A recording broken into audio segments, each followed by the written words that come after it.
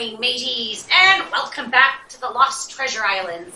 It's me, Pearl the Pirate, and me trusty first mate, Perry the Parrot. Now, these Lost Treasure Islands are supposed to contain the most valuable treasure on Earth according to legend. Now, does anybody see me crew around anywhere?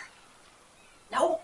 Okay, good. I'm gonna take off the eye patch, put on me glasses. I told you last week, I wear me patch so me crew thinks I'm tough. I can't see without my glasses. Now, do you remember what we found inside the first chest that we found last week? Yell it out if you do. Oh, apparently Perry wants to answer. That's right, Perry, it was a Bible. I thought that the story that had been underlined in the Bible that we found was going to be a clue. It told the story of how Elijah found God when he went to Mount Horeb, and God spoke to him in a whisper. Then, on the bookmark in the Bible, it said, God wants us to seek him until we find him. I couldn't figure the clue out. But right now, me crew is digging in another spot on the map where there is an X. Now, it was a little dicey when they first started to dig because there are some indigenous island people living here. And me crew just started digging without getting permission from the islanders first. Some of the islanders were very upset with me crew and wanted to know what we were doing on their island. I could have used some wisdom in handling this situation at the time.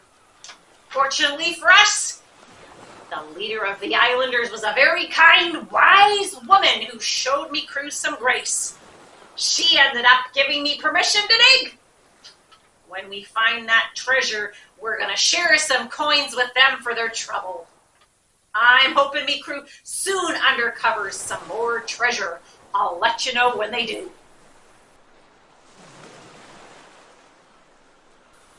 Look, mateys, I have some great news.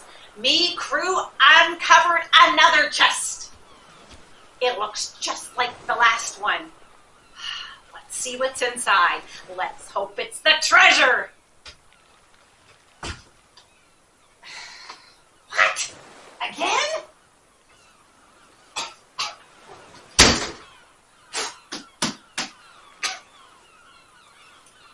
It's another Bible. What's going on here? And another bookmark. Well, let's see where the bookmark takes us. We got another story underlined here in the Bible. This time it's in 1 Kings 3, 4-15. This is a story about King Solomon. King Solomon. He was a very wealthy king, I heard. Well, let's see if we can find a clue in this story. King Solomon went to Gibeon to offer a sacrifice. He went there because it was the most important place of worship. He offered 1,000 burnt offerings on that altar. While he was at Gibeon, the Lord came to him in a dream that night. God said, "Ask for anything you want. I will give it to you." Solomon answered, "You were very kind to your servant, my father David. He obeyed you. He was honest and lived right. And you showed great kindness to him when you allowed his son to be king after him.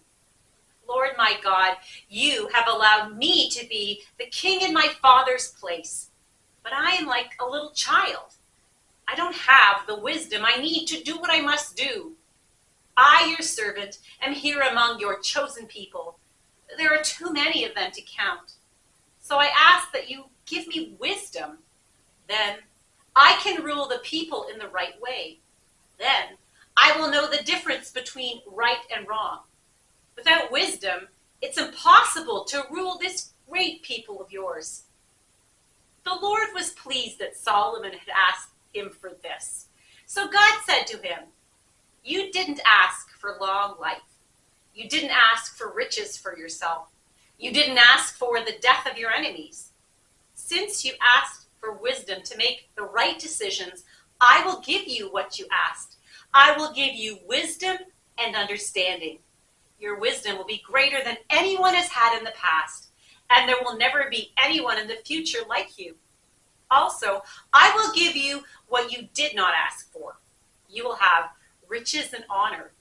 During your life, no other king will be as great as you. I ask you to follow me and obey my laws and commands. Do this as your father David did. If you do, I will also give you a long life. Then Solomon woke up. He knew that God had talked to him in a dream.